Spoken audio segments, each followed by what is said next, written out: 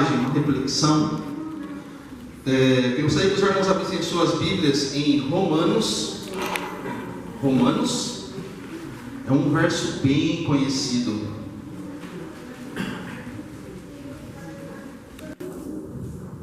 Todos aqui eu acredito que conheçam esse verso. Romanos capítulo 8 e o verso 28. Todos acharam? Amém. Amém. Eu achei que eles iam passar ali no telão hoje. Não quiseram passar. Mas todo mundo trouxe a Bíblia, né? Romanos 8, 28. Diz assim: sabemos que todas as coisas cooperam para o bem daqueles que amam a Deus, daqueles que são chamados segundo o seu propósito. E eu tenho uma pergunta para fazer aqui para vocês. Vocês acreditam nisso? De pleno coração? Todas as coisas que acontecem com vocês vêm de Deus, que ama, todos vocês que amam a Deus, todas as coisas desse mundo que vêm para vocês é para o bem? Vocês falaram que concordavam com o que vocês estavam ouvindo. Queridos, às vezes eu fico pensando assim, que parece que a gente, talvez a gente não viva aquilo que a gente lê na Bíblia. Parece que a gente lê, mas a gente não acredita mesmo, sabe? Que isso possa acontecer. Eu fico imaginando o que a gente ensina para os nossos filhos. Eu fui criança desde pequeno na igreja, eu sempre aprendi que Deus ele acalma tempestades, Jesus ele cura o cego, ele ressuscita Lázaro, Jesus é bom, Jesus faz milagres. Mas eu fico pensando, queridos, numa criança que o pai vem adoecer ou sofre um acidente, e essa criança ela ora muito para seu pai ficar bem. Por quê? Porque ela sabe que Jesus é bom. Jesus curava as pessoas no tempo dele. Jesus faz milagres. E você sabe, queridos, quando meu pai ele esteve internado no hospital com Covid, a gente orava demais por ele. Eu até me emociono porque quando eu cheguei em casa, naquele dia que meu pai ficou sozinho lá, minha mãe estava em pranto, chorando, e eu falei para ela: calma, mãe, calma, a gente confia em Deus. Parece que você não tem confiança em Deus, mas sabe, queridos, no fundo parece que a gente duvida de Deus, né? Da capacidade que Ele tem para nos curar. Graças a Deus o meu pai se recuperou, mas eu volto para essa criança. Você imagina essa criança, ela ora para seu pai, e o pai dela vem a falecer. E aí? Todas as coisas cooperam para o bem daqueles que amam a Deus. Eu gostaria de contar uma história para vocês. Uma história, ela é real, está na Bíblia. A história de José, Zé, mais conhecido como Zé, né? Zé, ele é carpinteiro. E ele estava ali na sua oficina, trabalhando como um dia normal. E Zé, ele tinha conseguido uma namorada, ele já estava noivo. E ele já estava maduro, demorou muito para ele conseguir essa namorada. Hoje é dia dos namorados, né? Todos aqui já deram um beijo, um abraço na sua esposa, já disse que a ama. Quarta-feira não, é hoje. E Zé ela estava assim, Olival. Eu lembrei do Zé, do José Luiz aqui, quando eu li essa história. Apaixonadão por Maria. Sabe, já maduro. Aquela mulher, ele achou aquela mulher, sabe aquela mulher que você fala assim: não, essa é para casar? Essa eu não posso largar por nada. E ele estava lá, de repente, ela entra na sua oficina e diz: eu preciso falar com você urgente, Zé. Que isso, Maria? Eu preciso de você, vamos num canto. Mas calma, mulher, mas o que está acontecendo? Não, eu preciso falar com você urgente. E ela chega para ele e diz assim: Zé, você confia em mim? Ele olha para ela e fala assim: eu confio. Zé, mas você realmente confia em mim? Imagina, Zé. A Vera chega em você e fala assim: Zé, você realmente confia? Ainda que todas as coisas venham contra mim, Zé, você confia em mim? A cabeça já muda. O que está acontecendo, mulher? Conta logo. Zé, estou grávida. Como assim grávida? Estou grávida, Zé. Mas como assim? A gente ainda nunca fez nada, a gente ainda é noivo. Zé, um anjo apareceu para mim e eu estou grávida. Grávida do Espírito Santo. Ah, então tá bom, se é assim tudo bem. Foi assim que Zé pensou? Você pensaria assim? Naquele momento, querido, eu acho que a cabeça de José, cara, e agora? Mulher para casar. O que eu vou fazer agora? E se você quiser acompanhar comigo, abra as suas Bíblias em Mateus, no capítulo 1, no verso 18. Olha o que diz aí. Mateus 1 e verso 18. O nascimento de Jesus Cristo foi assim: estando Maria, sua mulher, desposada com José, sem que tivesse antes coabitado, achou-se grávida pelo Espírito Santo. Mas José, seu esposo, sendo justo e não querendo infamar, resolveu deixá-la secretamente. José era um homem justo. Ele não queria deixar Maria naquele momento, daquele jeito. Ele pensou assim: se eu for embora e deixar ela como criança, o que vão falar de mim? Olha, engravidou a mulher dele e ainda foi embora. Que homem é esse? E então diz o que? No verso seguinte: enquanto ponderava nessas coisas, eis que lhe apareceu um sonho, um anjo do Senhor, dizendo: José, filho de Davi, não temas receber Maria como sua mulher, porque o que dela foi gerado é filho do Espírito Santo. Agora José acreditou. E sabe, queridos, eu penso assim, a gente já teve o diabo e a gente se prepara para esse momento, né? E eu tenho certeza que José também se preparou para esse momento. José era carpinteiro, com certeza ele pensou assim: eu vou fazer um bercinho para Jesus, vou fazer um quartinho para Jesus, ou não? É que a gente lê as histórias ali, parece que é um conto de fadas, mas não, queridos. É como a gente.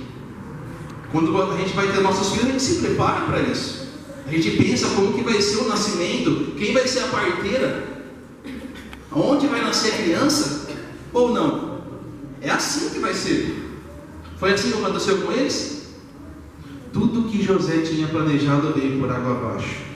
Naquele dia surgiu um edito que tinham que fazer um recenseamento e eles tiveram que ir embora para Belém. Mas como assim? Ir embora para Belém? O quarto do neném não está pronto. Não tem berço, sem levar nada. Tem que ir para Belém. E naquele momento, todos sabem da história, ele colocou Maria num jumentinho. E é interessante, né? A gente sabe, esse tempo atrás já estava olhando um vídeo, Maria em cima do jumento, né? Aquele olhar angelical. Queridos, ela estava prestes a ter uma criança. O povo tem imaginação, né? Eu fico imaginando como Maria foi naquele jumentinho. Eu lembro que quando o Tiago nasceu, a gente não esperava que ele nascesse naquele dia. A gente saiu daqui da igreja num domingo e a gente começou a sentir algumas dores já durante a madrugada. E a gente foi assim, a gente já tinha arrumado a bolsa dele, a gente foi para o hospital. E eu não levei nada, né? Maria, primeira viagem, levei só o do corpo. Acabei ficando lá até quarta-feira da semana. E eu fico pensando no José, a Maria naquele jumento. E aí ele olhava, eu acredito que ele olhava para ela e falava assim: Maria, tá tudo bem? Tá tudo. Cada 5 segundos ele olhava para ela e falava: Maria, tá tudo bem? Tudo bem com você, Maria? E parece que quando as coisas estão erradas, parece que acontece coisas piores ainda, né? Porque eles chegam em Belém, o que acontece? Procuram um hotel? Não tinha. Procuram uma pousada? Não tinha. Aonde que eles foram? Estrebaria. Ney, estrebaria é um nome bonito que deram para curral. Para um curral. Alguém já foi num curral? O que cheira lá no curral? Aquilo, o cheiro grita pra gente, né? Ali fede urina de animal. Foi ali que Jesus nasceu. E eu, se eu fosse José, queridos, naquele momento eu ia pensar assim: não pode ser. Como, Deus, que você vai querer que o seu filho nasça nesse lugar? É o Filho de Deus. Ia gerar uma dúvida, queridos. Ia gerar uma dúvida, não ia? E para piorar, queridos, eles receberam a notícia que eles teriam que ir para o Egito. Mas como ir para o Egito? A família nem conheceu a criança ainda. Ir para o Egito, meu Deus. E eu acredito que naquele momento José pensou o seguinte: não é possível, não pode ser de Deus essa criança. E ele deve ter pensado assim: caramba, olha a minha cabeça, que bobo que eu sou. Eu acreditei nessa história de Maria. Você imagina, queridos, quem que foi que falou para ele? O anjo falou para ele? Falou ou não? Falou sonhos. No sonho. Você acredita no seu sonho, Vera? Ai, meio difícil, hein? Você acredita no seu sonho, querido? Naquele momento acho que ele pensou assim: com certeza. A Vera ficou o dia inteiro falando para o Zé que ela tinha sido que um anjo tinha aparecido para ela. Foi dormir às 5 horas da manhã. Você acha que ele não ia sonhar com o anjo da Maria? Que bobo que eu sou. Mas, queridos, isso daí só para a gente pensar, tá, queridos? Que é uma coisa que pode ter acontecido com José ali naquele momento. A gente tem que lembrar o seguinte: que na Bíblia ela grita para a gente, queridos, que existe um mundo espiritual por trás de todas as coisas acontecendo ao mesmo tempo que o nosso mundo aqui. A gente sabe, queridos, porque foi relatado que lá no Gênesis Adão poderia ver esse mundo espiritual. Jesus fala que a gente tem um anjo da guarda aqui olhando, e alguém consegue enxergar esse anjo da guarda? Mas depois do pecado, Adão não conseguiu mais ver esse mundo espiritual. E nós vemos lá o que está escrito lá em 2 Coríntios. Se você puder abrir a sua Bíblia, em 2 Coríntios, no capítulo 4 e no verso 18, olha o que diz.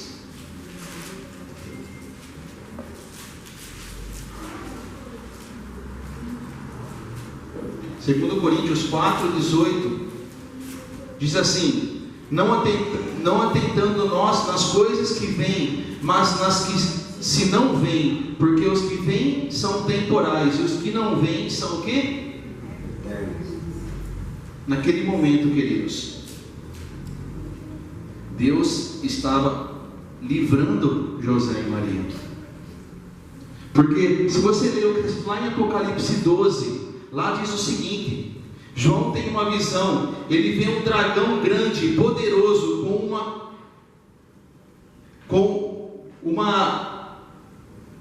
uma cauda poderosa, capaz de derrubar 1/3 dos anjos do céu. E esse dragão está perseguindo uma mulher grávida, prestes a o quê? A dar à luz a um filho. E ela está com a boca aberta para pegar aquele filho. Naquele momento, queridos, naquele momento, no mundo espiritual, Deus estava livrando José e Maria do que poderia vir. E Deus, interessante, é que Satanás, ele usa as pessoas, né? Naquele momento, ele estava usando Herodes, porque naquele momento, Herodes, ele pede para aqueles sacerdotes, né? Ir lá e buscarem Jesus, que ele quer conhecer a Jesus, que ele quer adorá-lo. Os magos, isso. Ele quer adorar Jesus, mas você sabe da história. Ele não quer adorar a Jesus. Então, queridos, eu e você, quando a gente lê esse verso de Romanos 8, 28, que diz assim, ó: sabemos que todas as coisas cooperam para aqueles que amam a Deus, queridos. Nós não temos que pensar só nesse mundo, porque eu e você não sabemos o mundo, o outro mundo, que é o mundo espiritual. Eu e você não sabemos o quanto Deus tenta nos livrar diariamente desse mundo espiritual.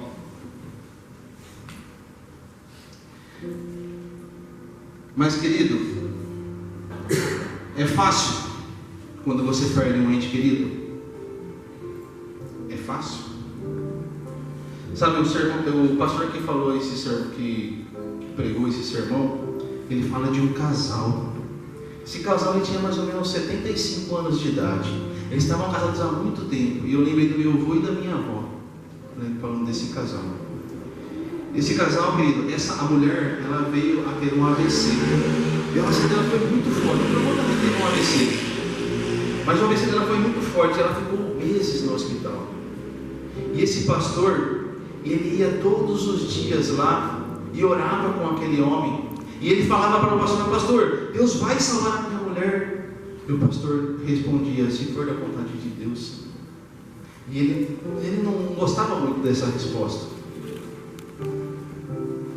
Passou alguns dias, aquela mulher veio a falecer, queridos. E o pastor foi no velório com aquela família. E esse homem, ele nunca mais, ele era um adventista, esse homem ele nunca mais voltou para a igreja. Ele ficou com uma mágoa tão grande em seu coração. E aí fala a história que naqueles tempos o Schumacher tinha voltado do coma. E ele posta então esse senhor no Facebook: o Deus do Schumacher é maior do que o meu Deus. É fácil eu e você escandalizar com uma mensagem dessa, não é? Mas você já passou por isso, queridos? Sim. É fácil para isso? Minha mãe, ela me deu um motivo de fé que eu não tinha. Ela perdeu o meu irmão, e depois de 2 meses ela perdeu a Silvana. E eu chorando, porque eu não tinha coragem de falar que a minha irmã tinha morrido. Ela olhou bem para mim e falou assim: Marisa, não é só na nossa casa que morre. Eu aqui tenho. Então, ela entendia mais que isso aqui, um dia ou outro, nós vamos passar por coisas. Mas não é fácil. Exatamente. Não é fácil. Aí, queridos, eu vim falar para você: como é que a morte de alguém pode ser o bem para ela? Eu não sei te falar isso. Mas a Bíblia está falando o seguinte, querido: que no mundo espiritual, Deus sabe o que está fazendo. Querido, se for para eu e você morrer em um acidente, se a gente estiver salvo, se a gente for sobreviver e se perder lá na frente, Deus vai deixar com que eu e você morra ali. Mas tem tantas coisas que a gente não sabe. Isso é uma coisa que a gente sabe, mais ou menos, que a Bíblia desvenda nesse mundo espiritual, que eu e você não conseguimos ver. Eu fico imaginando, querido, a luta de Deus para nos salvar.